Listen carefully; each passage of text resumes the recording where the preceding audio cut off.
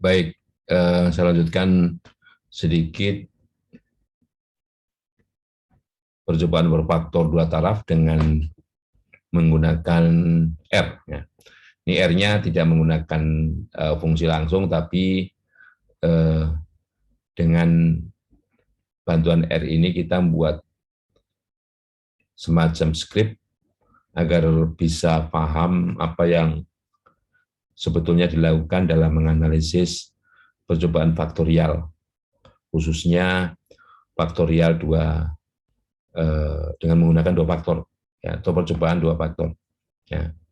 Jadi andaikan di sini taraf dari faktor A itu ada sebanyak A kecil, faktor B itu B kecil, dan secara umum replikasi atau ulangan itu R kecil.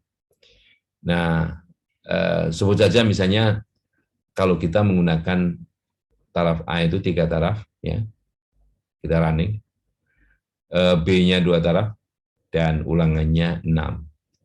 Nah, dengan demikian tentunya kita memerlukan data sebanyak 3 kali 2 kali 6, atau sebanyak 36 data.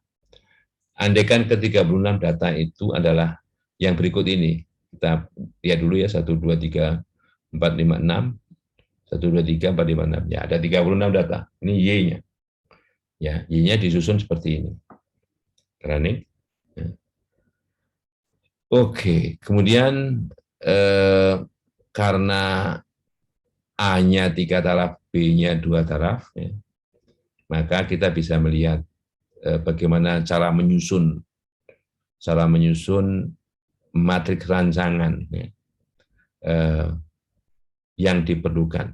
Ya, yang pertama kita susun VA-nya.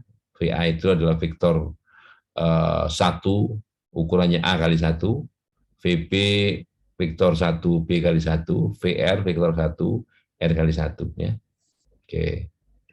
Jadi kalau kita lihat di sini di bawah, ini VA, ya, VA-nya ini, VB, ya, VR, sesuai dengan ukurannya, ya. Oke, VR-nya 6. Nah, kemudian IA matriks identitas, ya, berukuran A kali A, IB, B kali B. Jadi kalau kita tuliskan di sini IA, ya ini IA kan A-nya 3, jadi 3 kali 3, IB, ya, 2 kali 2. Ya. Nah, selanjutnya dari sinilah kita buat matriks rancangan terpartisi. Jadi kalau matriks rancangannya kan ada kolom mu, kolom untuk mu, kolom untuk A, ya, untuk faktor A yaitu A1, A2, A3. Nah, faktor B, B1, B2, dan interaksinya. Jadi A1, A2, A1, A1, B1, A1, B2, dan seterusnya, ya. Sesuai dengan A-nya berapa, B-nya berapa. Ini matriks rancangan terpartisi. Jadi kalau tadi dengan menggunakan Excel contohnya, kita kan menggunakan ribet melihatnya, ya. Jadi kalau di sini kita lihat misalnya lebih gampang membuatnya. Kalau kita ketik XMU gitu, ya. Nah, ada 36 sini. Ini XMU, ya. Konstanta tadi, ya, vektor konstanta tadi, ya. Nah, kemudian untuk yang A misalnya, untuk yang faktor A di sini lihat nih, XA kali, ya, solve itu inverse biasa, XA transpose kali XA diinverskan kali XA transpose, dan seterusnya semua sama, semua memiliki bentuk yang sama, ya. Jadi kita lihat ini MA, MB, MAB, ya. Nah, jadi kalau kita lihat MA-nya mana, MA-nya nih, ini MA, ya kan? Sama seperti tadi, ini MA, ya. Kemudian MB, ya, ketik aja MB, ya, sama MAB, ya. Nah, ini saking besarnya makanya di sini diomit, ya, diomit sampai 9 baris, ya. Nah, lihat bentuknya.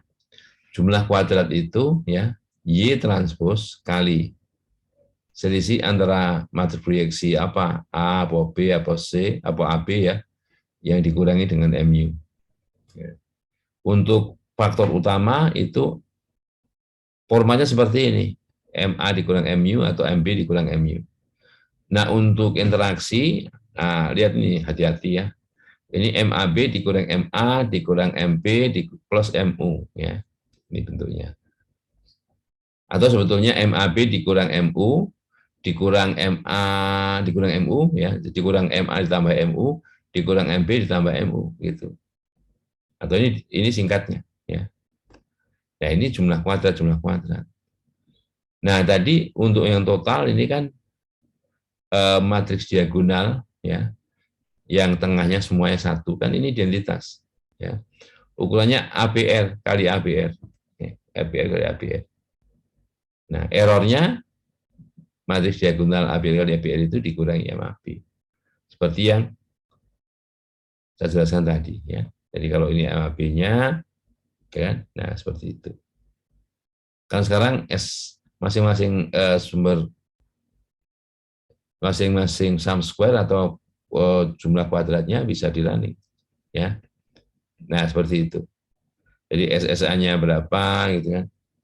SSA. Oke. Sorry.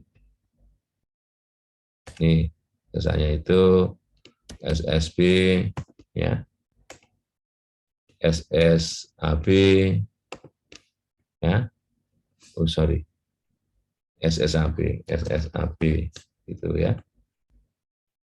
Oke, dan seterusnya ya. Nah, kemudian kuadrat tengah itu hasil bagi antara jumlah kuadrat dengan derajat bebasnya. Nah, derajat bebas kan trace tadi ya. Ini derajat bebas ya. Oke. Caranya seperti itu dan seterusnya. Ini adalah analisis keragamannya ya, mencari nilai statistik F untuk yang diuji, apakah pengaruh A, pengaruh B, atau interaksi. Kalau A menguji apakah terdapat kesamaan pengaruh dari tiap level faktor A yang digunakan. Kalau B ya, apakah terdapat pengaruh tiap level B yang digunakan. Kalau interaksi ya sama saja. Apakah terdapat pengaruh interaksi ya, kombinasi perlakuan dari tiap A dan B yang digunakan. Ya. Itu kemudian, nah ini formatnya saja. Bagaimana kita memformat output ya, dan hasilnya seperti ini. Ya. Oke, nah itu kalau debugging atau merunning dari script ini satu persatu. Ya. Oke, nah mungkin itu yang bisa saya sampaikan yang berkaitan dengan penggunaan R dalam menganalisis percobaan berfaktor tahap demi tahap. Sampai jumpa lain waktu.